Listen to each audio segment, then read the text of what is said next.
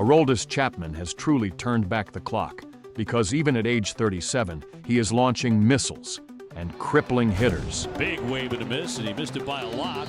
He has evolved into a control artist, and when he combines that with 100-plus high-octane gas, hitters have absolutely no hope. So is it possible that at age 37, we are seeing the best version of Aroldis Chapman ever? Let's find out.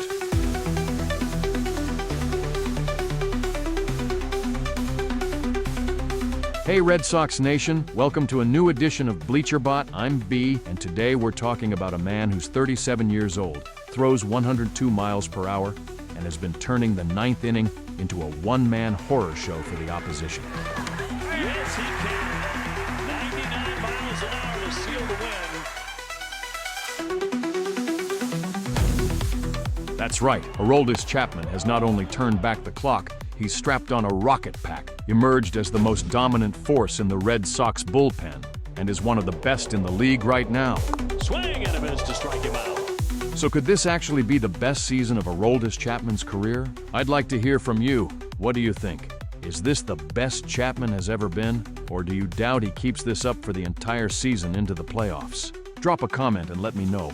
I want to know what you think. And if you haven't already, smash that subscribe button harder than one of his blistering fastballs, because just like Chapman, we've been bringing the heat all season. Okay, now here's my take on Chapman. I believe Chapman has found a new gear and is on his way to having one of the best seasons of his career, if not the best. And in there to strike him out with the slider. He might not match his career high in saves, 38, which was over a decade ago. But in every other facet of his game, I think Chapman looks better now than he has ever been. And I'm going to tell you exactly why. When Craig Breslow signed Chapman to a one-year deal this offseason, the move raised eyebrows.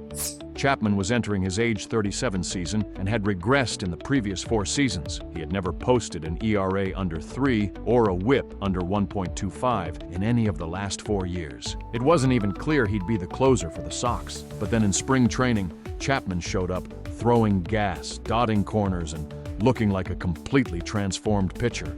By opening day, the closer job was his, and a tip of the cap to Breslow here, because Chapman has had a stellar season so far as the Red Sox bullpen top dog.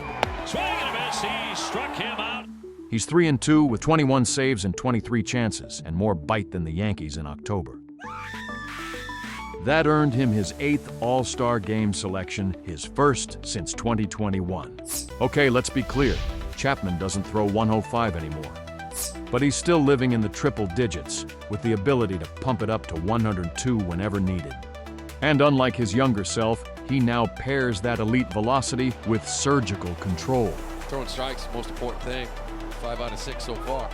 This season, he's walked just 13 batters, while striking out 65 over 44.2 innings. That's a K-to-walk ratio of 5. Almost double what he posted in any of the past 5 years. And the results? A minuscule 1.21 ERA and a microscopic .76 WHIP this season. Those aren't just good, they're historic by Chapman's career standards. His career best ERA before this season? 1.51 in 2012. His career best WHIP, .85 in 2014. This year, he's beating both. Chapman's posting career bests across a lot of the other pitching categories too. It's a swing and miss at 100 miles an hour. So yes, at age 37, statistically, this might be the best Chapman we've ever seen. And you don't need stats to see it. Just watch him pitch.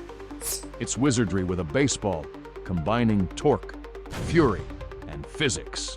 Remember the showdown in San Francisco against Rafael Devers, his old teammate, after the controversial trade? Bottom of the 9th, Sox up 7-5, 1 out. Devers steps in against Chapman, a matchup for the ages. Started with a nod of acknowledgement between the two players. Very classy. Then Chapman went to work, and we got to see an artist weaving magic through motion. Pitch number 1, 99 miles an hour, high cheese. Devers manages to foul it off. Strike 1. Pitch number 2, more gas, 100, up and in, a warning shot. You don't have much time on 100 to get out of there. It's 1-1. Pitch number 3, slider, sweeps across the plate like karma. Late, unexpected, and absolutely unforgiving. Devers flails helplessly. Strike 2. Pitch 4, Back to the heat, but this time pumped up to 102.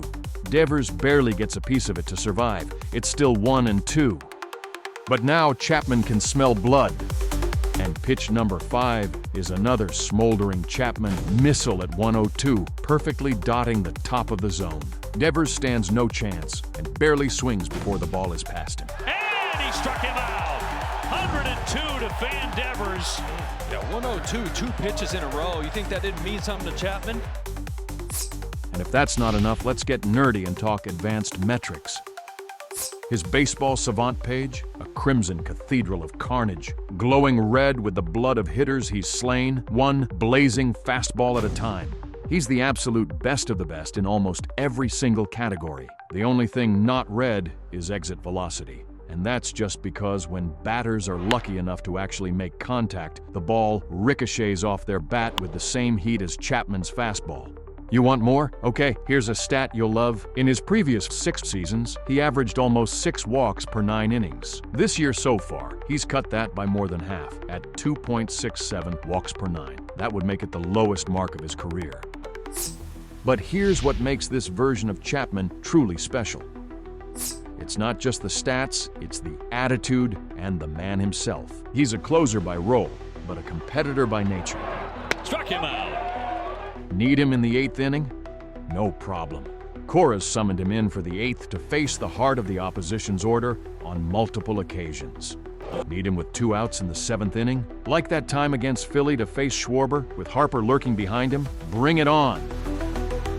Chapman enters the game in the 7th, takes care of Kyle Schwarber, and leaves Trey Turner at second base.